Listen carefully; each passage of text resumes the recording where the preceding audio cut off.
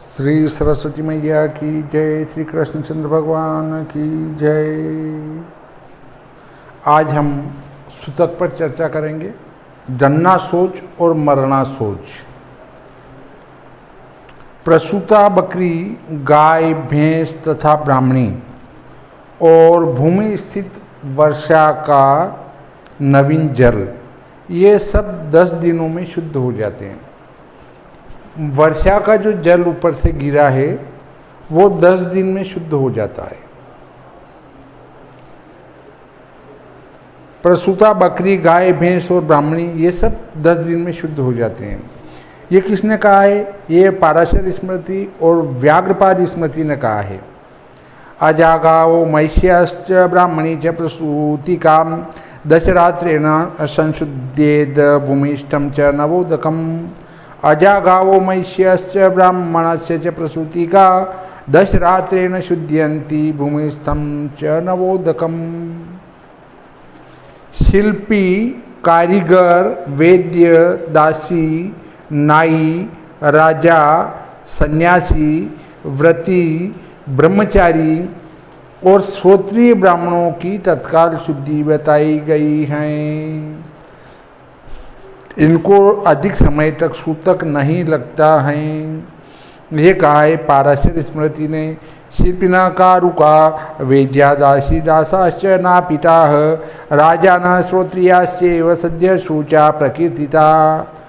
Ocean स्मृति में कहा है कारवः शिल्पिनो वेद्य दासी दासास्तथैव च राजानो राजभृत्याश्च सद्य शूचा प्रकीर्तिता। शंख स्मृति ने कहा है यतिव्रति ब्रह्मचारी नृपकारुक दीक्षिताः नाशोच भाजः कथिता राजाज्ञाकारिणश्च ये। विष्णु धर्मोत्तर में कहा है सती व्रति ब्रह्मचारी नृपकारक दीक्षिता नाशोच भाजः कथिता राजकार्यकराश्च ये विष्णु धर्मोत्तर में कहा है। गरुड़ पुराण में कहा है कारवः शिल्पिनो वेद्या दासी दासास्तथैव च राजानो राजभृत्याश्च सद्यः शोचानुकारिणः। तीसरा सूत्र है, एक सूतक में दूसरा सूतक उपस्थित हो जाए तो दूसरे में दोष नहीं लगता, पहले सूतक के साथ ही उसकी शुद्धि हो जाती है। यदि मरना शोच के भीतर जन्ना शोच अथवा जन्ना शोच के भीतर मरना शोच हो जाए तो मरना शोच के साथ दोनों अशोच की शुद्धि हो जाती है। ये किसने कहा है? विष्णु स्मृति में कहा है जन्नाशोच मध्ये यद्य परम जननाशोचम स्यात् तदा पूर्वाशोच व्यपगमे शुद्धि है। याज्ञवल्क्य स्मृति ने कहा है अंतरा जन्म मरणे शेषा हो भीर विशुद्ध्यति। लघु यम स्मृति और नारद पुराण में कहा है सुतकेतु समुत्पन्ने द्वितीय समुपस्थिते द्वितीय नास्ति दोषस्तु प्रथमे नेव शुद्ध्यति। देखिए, चौथा सूत्र है विवाह और यज्ञ जैसे कार्यों के बीच में मृतक सूतक होने पर देने योग्य पूर्व संकल्पित द्रव्य दूषित नहीं होता है। यदि आपने कुछ दान देने का संकल्प ले रखा है कि मैं ये दूंगा दान में, तो वो दूषित नहीं होता है। और गणपति की स्थापना के बाद तो सूतक भी नहीं लगता है। गणेश स्थापना, नांदी श्राद्ध और गणेश स्थापना के बाद यदि किसी की मृत्यु या जन्म हो जाए तो उसका कोई भी दोष नहीं होता है। ये कहा है ओशन स्मृति में सूत के यदि श्रुतिश्च मरणे वा गतिर्भवेत् शेषेणेव भवेच्छुद्धिरः शेषे द्विरात्रकं मरणोत्पत्ति योगे तु मरणेन समाप्यते।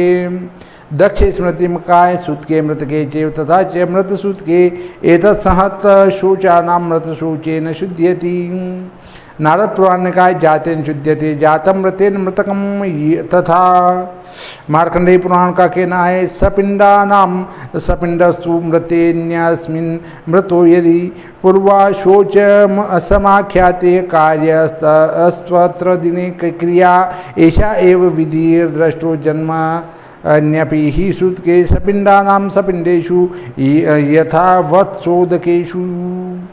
ब्रह्म पुराण में कहा है सपिंडानां सपिंडस्तु मृतो अन्यस्मिन् मृतो यदि पूर्व शोचम समाख्यातम कार्यस्तत्र दीन क्रिया एष एव विधि दृष्टो। चौथे सूत्र के संबंध में पाराशरी स्मृति में कहा है विवाहोत्सव यज्ञेषु त्वंतरामृत सूतके पूर्व संकल्पितम द्रव्यम दीयमानम न दुष्यति। अत्रि संहिता में कहा है विवाहोत्सव यज्ञेष्वनंतरामृत सूतके पूर्व संकल्पितार्थस्य न दोषश्चात्रिरब्रवीत। गरुड़ पुराण के आचार खंड में कहा है विवाहोत्सव यज्ञेषु अंतरामृत सूतके पूर्व संकल्पिता दन्य वर्जनंच विधीयते। पांचवा सूत्र कहता है दान, विवाह, यज्ञ, युद्ध, देश में विप्लव तथा कष्टदायी आपत्ति काल में सद्य सोच होता है अर्थात सूतक नहीं लगता है। अर्थात दान दे रहे हैं, विवाह कर रहे हैं, यज्ञ कर रहे हैं, युद्ध चल रहा है, देश में विप्लव हैं, कष्टदायी आपत्ति काल हैं, तो ऐसी स्थिति में सूतक नहीं लगता है। ये किसने कहा है? ये याज्ञवल्क्य स्मृति ने कहा है। दानम विवाहे यज्ञे च संग्रामे देश विप्लवे आपद्यपि च कष्टायाम सद्य शोचम विधीयते। गरुड़ पुराण में उतना तो कहिए और भी कहा है आपद्यपि हत्तानंच सद्य शोचम विधीयते। दक्ष स्मृति में कहा है यज्ञ काले विवाहे च देश भंगे तथैव च होयमाने तथा अग्नो न च नाशोचम मृतसूतके स्वस्थ काले त्विदम सर्वमशोचम परिकीर्तितम आपद्गतस्य सर्वस्य मृतसूतके न तु सूतकम। छठा सूत्र है आत्महत्या करने वाले का सूतक मरना शोच नहीं लगता है। जो आत्महत्या करता है उसका सूतक नहीं लगता है। ये कहा है याज्ञवल्क्य स्मृति में आत्मत्यागिन्यो नाशोच दक भाजना। विष्णु स्मृति में कहा है आत्मत्यागिन पतिताश्च नाशोचो दक भाज। गरुड़ पुराण के आचार खंड में कहा है सुरापा स्वात्मघातिन्यो न शोचो दक भाजना। देखिए आत्महत्या करना भी बहुत बड़ा पाप है। क्यों? क्योंकि भगवान ने हमें ये जीवन दिया है जीने के लिए और भगवान की प्रदत्त वस्तु को आप नष्ट करना चाहते हैं तो आप पाप के भागी होते हैं। और गरुड़ पुराण सारोद्धार का कहना है कि यदि आप जहर खाकर आत्महत्या करते हैं तो सुनसान जंगल पर्वत पर जहाँ पानी नहीं मिलता है ऐसे स्थान में सर्प बन के रहना पड़ता है।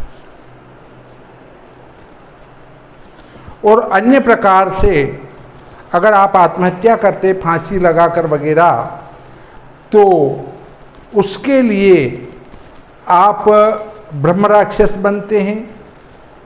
आपका अर्थ है जो मरने वाला, जो मरने वाला है वो ब्रह्म राक्षस बनता है। अब देखिए जो प्रेत हैं वे प्रेत शुद्ध जल का पान नहीं कर सकते हैं। पानी बह रहा है परंतु उस पर वरुण देव का पेरा है, वो शुद्ध जल का पान नहीं करता है, प्रेतात्मा नहीं कर सकता। ऐसे ही शुद्ध फल वगैरह लगे हैं उनका भक्षण नहीं कर सकता। जहाँ तक उनको जल नहीं दिया जाए, जहाँ तक उनको कुछ खाने पीने का संकल्प के साथ नहीं दिया जाए, वो ग्रहण करने के अधिकारी नहीं हैं। इसलिए वो सब कुछ होते हुए भी भूखे प्यासे ही बैठे रहते हैं और तरसते रहते हैं। अपने यदि ऐसा ही शास्त्र कहता है कि बिना पिंड किए यदि कोई मर जाता है, मृत्यु को प्राप्त करता है तो या जिसकी दशाह, एकादशाह और द्वादशाह की क्रिया का लोप हो जाता है वे भी प्रेत योनि में ही भटकते फिरते हैं। अगर कोरोना काल में किसी की अपमृत्यु हुई हो या कोरोना काल में किसी के पिंडदान नहीं हो पाए हों तो चिंता नहीं करना चाहिए। उसके लिए भी गरुड़ पुराण ने रास्ता बताया है कि पुनः जो है उनकी क्रिया नारायण बलि की क्रिया करवाई जाए। नारायण बलि भी यदि हरिद्वार में हो जाती है तो अत्युत्तम है। उसके बाद ब्रह्म कपाल बद्री विशाल में पिंडदान हो जाते हैं तो बहुत ही उत्तम है। ऐसे बहुत सारे हैं जो स्वप्न में आके भी कह देते हैं कि मैं सदगति नहीं जाना चाहता, मैं यहाँ से छोड़ के नहीं जाना चाहता। उनकी भी मैंने हरिद्वार में जाकर नारायण बलि विधान करवाया और वे भी सदगति गए हैं। उसका प्रमाण मिलता है सदगति जाने का। काक भोज होता है, काक बलि होती है। अगर उस काक बलि को अपन अभिमंत्रित करके रखते हैं और कौवा आ जाए तो वो सदगति गए, और नहीं आता है तो वो सदगति नहीं गए। तो इस प्रकार अगर कोई अधोगति में मृत्यु को प्राप्त होता है तो उसके लिए नारायण बलि विधान अवश्य करवाना चाहिए। और यदि कोई जहर से मरता है तो उसके लिए नाग बलि का विधान अवश्य ही करवाना चाहिए। देखिए और सूत्र इसके संबंध में आता है कुर्म पुराण में कि व्यापादये तथात्मानं स्वयं यो अग्नि विषादी बिहवीतम तस्य न शोचम न च स्यादुदकादिकम। ये ओशन इस सस्मृति में कहा है, और कुर्म पुराण में थोड़ा और जोड़ के कहा है नाग्नेर नाप्युदकादिकम। शंख स्मृति में कहा है भृग्वन्यनशनाम्भो भीर्मृता नामात्मघाती नाम पतिता नाम च न शोचम शस्त्रविद्युद्धताश्च ये। और विष्णु धर्मोत्तर में थोड़ा और जोड़ा है विद्युत शस्त्र हताश्च ये। अब देखिए 7वां सूत्र आता है जो मनुष्य सदा रोगी, कृपण, ऋणग्रस्त, क्रियाहीन, मूर्ख, स्त्री के वशीभूत, व्यसन में आसक्त चित्त वाले, पराधीन, स्वाध्याय व्रत से हीन तथा श्राद्ध त्याग से रहित है, उन्हें सदा सूतक लगा रहता है। जो रोगी हैं, कंजूस है, जिसके सिर पर कर्जा है, क्रियाहीन है, मूर्ख है, और स्त्री की जिसके घर ऊपर ज़्यादा चलती है, व्यसन में आसक्त है और दूसरे के अधीन हैं, स्वाध्याय और व्रत से रहित है, ऐसे लोग तो हमेशा ही सूतक से युक्त रहते हैं, उनको सूतक लगा ही रहता है। ये 7वां सूत्र कहा है अत्रि संहिता और दक्ष स्मृति में। व्याधितस्य कादार्यस्य ऋणग्रस्तस्य सर्वदा क्रियाहीनस्य मूर्खस्य श्रीजितस्य विशेषतः व्यसनासक्तचित्तस्य पराधीनस्य नित्यशः स्वाध्यायव्रतहीनस्य सततं सूतकं भवेत् सद्यात्यागविहीनस्य भस्मान्तं सूतकं भवेत्। इस प्रकार से आज का हमारा ये प्रकरण यहीं पर संपूर्ण होता है। श्री सरस्वती मैया की जय, श्री कृष्णचंद्र भगवान की जय।